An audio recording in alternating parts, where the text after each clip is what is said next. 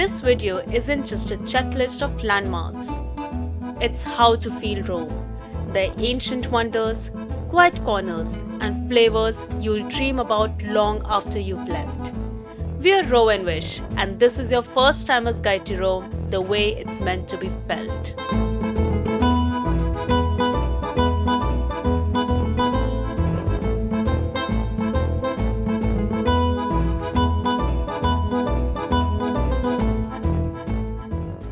Let's start with the big four: the Colosseum, Vatican City, Trevi Fountain, and the Pantheon.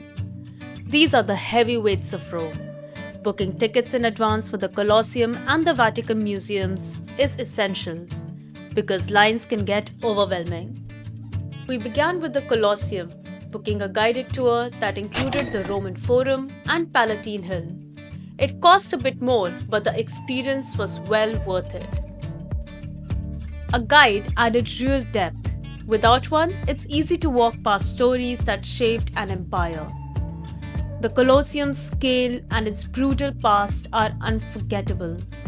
Gladiators fought to the death in front of 50,000 roaring spectators, while emperors watched from the stands. Built nearly 2,000 years ago, it was an engineering marvel, with trapdoors, elevators, and the hypogeum, the underground staging area where animals and fighters prepared for battle. Next came the Roman Forum, once the political and spiritual heart of the Roman Empire. This is where senators debated, emperors ruled, and everyday Romans gathered to shape history. Then Palatine Hill, the legendary birthplace of Rome. According to ancient myth, Romulus founded the city here. Centuries later, it became the Hill of Emperors, filled with sprawling palaces and sweeping views of the city below. The best part of the tour was having time afterward to wander through the ruins at your own pace. Next up is Vatican City, the smallest country in the world, yet one of the most powerful and visually iconic. Start in St. Peter's Square, surrounded by sweeping colonnades meant to represent the arms of the church embracing the world. Step inside St. Peter's Basilica, where everything feels larger than life. From Michelangelo's Pieta to the gold-draped altar, the entire space radiates awe and devotion. There's also a post office at Vatican City just outside the St. Peter's Basilica, and surprisingly one of the most efficient and beloved postal services in the world.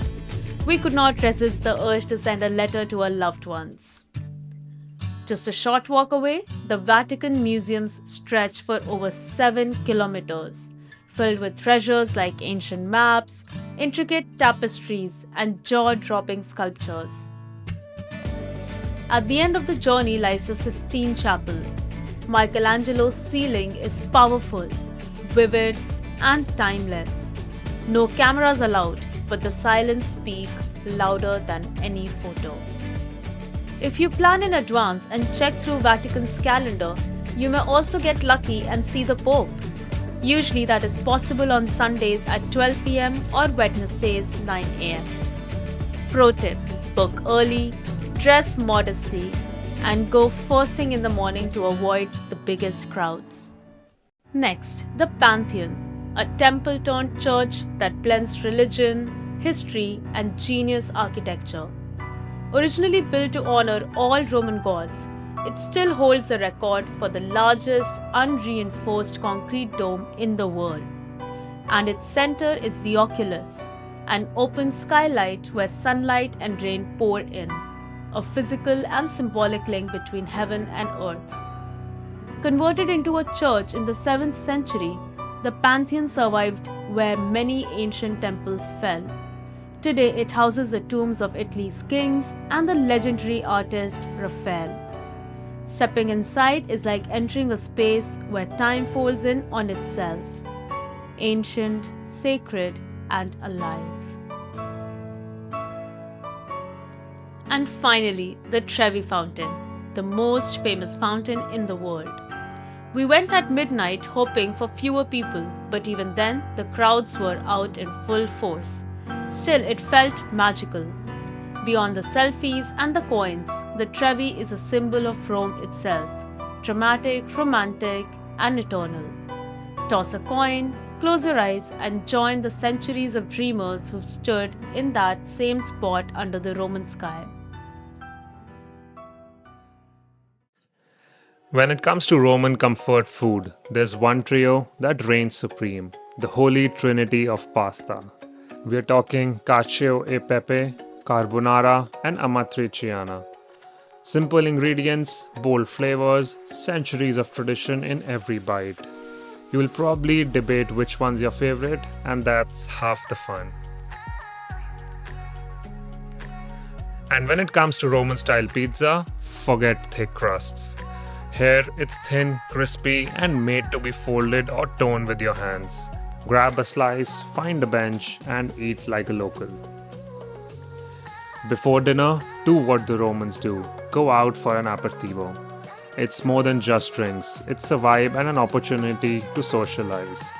Order a spritz or a Negroni and pair it with a warm, cheesy suppli. That's Rome's answer to a risotto ball, and yes, it's glorious. Quick tip, you should avoid restaurants with tourist menus in 10 languages. If you walk in and hear mostly Italian being spoken, you've probably struck gold.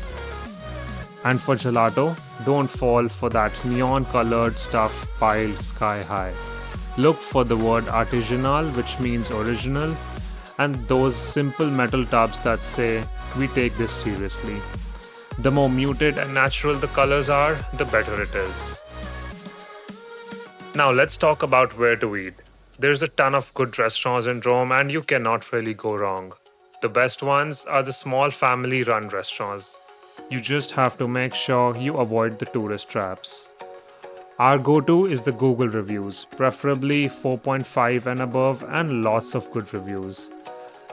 Some restaurants that we ended up eating at and would highly recommend are Trappizzino for their suppli and sandwich, Otello for their pasta and tiramisu, Saltimbocca for their cacio e pepe, Pasta Sciuta and Cococ for their small and cozy environment. Sometimes the best plan is no plan at all. We wandered through Trastevere, where every corner feels like a secret waiting to be found. We witnessed someone getting married in a church and hiked 15 minutes to a very beautiful sunset point at Janiculum Hill, catching a glimpse of St. Peter's Basilica from the top. Rome is also beautiful at night, and it is a good way to see the monuments in nightlight, especially during summers when the heat is unbearable during the day.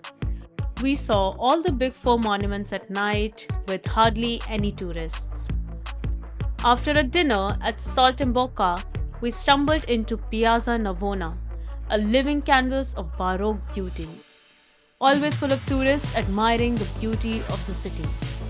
And just a few steps away, we walked into what looked like a quiet church, but from inside, a mind-bending fresco where saints rise and skies open above your head. That's the Church of Saint Ignatius, one of Rome's most breathtaking surprises, and somehow still not swamped with tourists.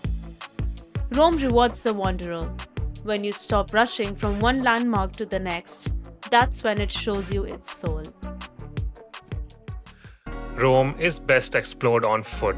Every corner hides something beautiful.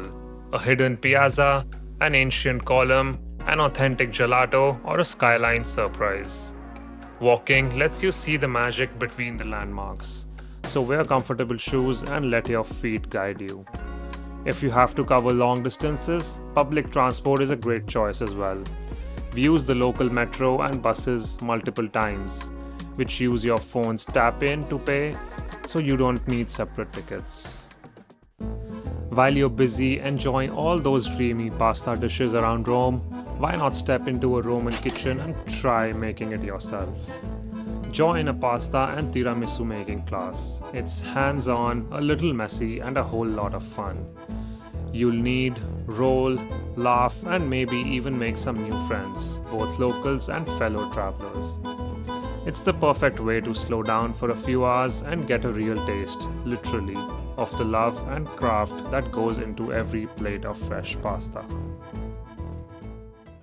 Before we end the video, we'd also like to share a few bonus tips. Fill your bottles at the free public fountains. They're clean and cold. Second, watch your bag in crowded areas. And a simple buongiorno or grazie goes a long way. Rome isn't just a destination, it's a feeling, a flavor, 1,000 years of stories told through stone and sauce. If this helped you plan your trip, hit like, subscribe, and follow us. We are Ro and Wish, sharing the world one city at a time. And remember, in Rome, slow is the way to go.